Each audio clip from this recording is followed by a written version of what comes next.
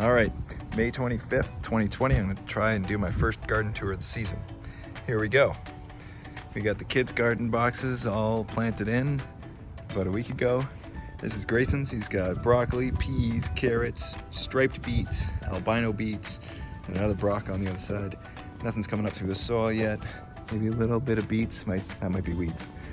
Over here we have Thea's. She's got carrots and beets and purple beauty peppers, a Market More 76 cucumber, some lettuce from seed in front of that sign there, and a little Tidy Treats tomato. And Bodhi has golden beets and carrots, which flank another Tidy Treats tomato over here. All right, going into the garden. In our first bed on the left here, we have a regular Black Beauty eggplant, and then we have a Listada de Gandia eggplant as well. And then here are the peppers. We've got 2 Cali Golds, 2 Big Reds, 2 Red Shepherds, and then the 3 across the back are the Purple Beauties, same as Thea's box. Very healthy strawberries on the back half there, and underneath the cattle panel trellis that I've put here, we've got Diva cucumber, nasturtium to keep away the pests, little cucamelon here which will hopefully work its way up, another Diva cucumber there which will hopefully, like last year, come across and make a nice green tunnel for the entrance. On the other side of the tunnel we have cucumber, nasturtium, cucamelon, cucumber, cucamelon, nasturtium, for hopefully the same effect. And we've got our grapevine box. This is a blue table grape called Trollhagen, and we can see the buds that I've selected. They're pushing right here, and that will hopefully continue the trunk growth up and over for the cordon development next year. In this box we've got 4 tomatoes, 1, 2, 3, 4, little marigold on the corner, a what's it called, ground cherry, sorry, 3 broccolis, 2 zucchinis, 1 yellow in the corner, 1 green, and then some Brussels sprouts. The zucchinis I'll be growing vertically on a stake, so that should be enough room for them, as well as the tomatoes. They will go straight up on strings onto this trellis up top here. And going through the middle, we've got our fruit trees. These are 2 plum trees, which will be pruned down at the summer solstice so it stays nice and small. So this is probably as big as it gets annually, because it's about time for a haircut.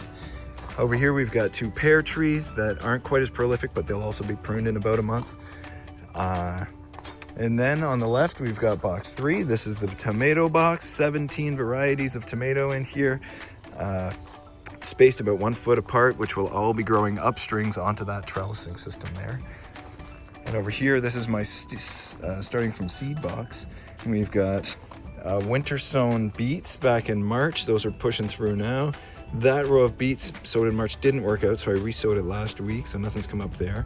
That is broccoli sown in the winter in March, radishes sown in March, carrots sown in March, and then these 2 are more recent sows last week. That's radishes and more beets. We've got some head romaine there and some overseeded cut and come again butter crunch and Paris Island Cos. This is my second table grape box, and this is a Himrod, which is a green seedless table grape. I've pruned all of the buds up to those 2 up in there, and those 2 will hopefully push nice cordons up and over on what will be a trellis above, where I'll hopefully be picking seedless green table grapes from above next season. Along the back here we've got beets that were sown in March that sort of sparsely germinated. I might redo that part. This is my bean trellis, which I just seeded last week, and all these nice beans are pushing through now. So hopefully that will work out well. This was planted yesterday from my seed starts. That's a honeydew and a cantaloupe. Over here is my sugar snap and green pea trellis, which there is not a lot of action. That's a bit disappointing. Might have to work on that. Along the side here, we have a blackberry that I'm pretty sure is dead, but I'm giving it one more season. If nothing happens, I'll reuse that piece of the garden. We've got 6 kale. We've got a white currant. And then we've got our third and last table grape, which is a red table grape. This is Vanessa. I didn't name it. It's the variety. And they'll be pushing out cordons, one from there, one from there. That's a spare. And then one from there and one from there. I might have to clear out some of that to make room for that next year. But right now we're still on trunk development for everything. That is a black raspberry, which sits next to a very healthy red ever-bearing raspberry. And then farther down the fence, we've got cherry bushes. This is the first summer it flowered, which is a lot of fun. So hopefully we'll get some cherries out of that. That's 2 different varieties, so they cross-pollinate for better production. And these are my 2 blueberries, which haven't really, they're only a year old, so they haven't done much yet, but hopefully they will also, that's gonna flower and berry as well. So that is everything in the main garden. And I've actually got some fun stuff outside the garden as well. There's my greenhouse. That's gonna come down soon. All the seeds are out. This is my fruit cocktail tree. It's got its own little box outside the garden where I'm just gonna let it grow and let it grow. It's got hard glow apricot branch. It's got a frost peach section. It's got an Italian prune section, and it's got a Nadia plum section. It's denoted by each one of those colored tags. So it's doing really well. That whole section there is plums. Then we've got peaches through the middle there, and then one little branch of prune and another little branch of peach. So of apricot, sorry. So hopefully that works out well. And then lastly, some new construction this year, besides the kids' sandbox, is a new garden box for asparagus heads, which I'm getting from Vessie's hopefully soon. And so I'll put the asparagus across the back there. This section does get more sun later on in the day.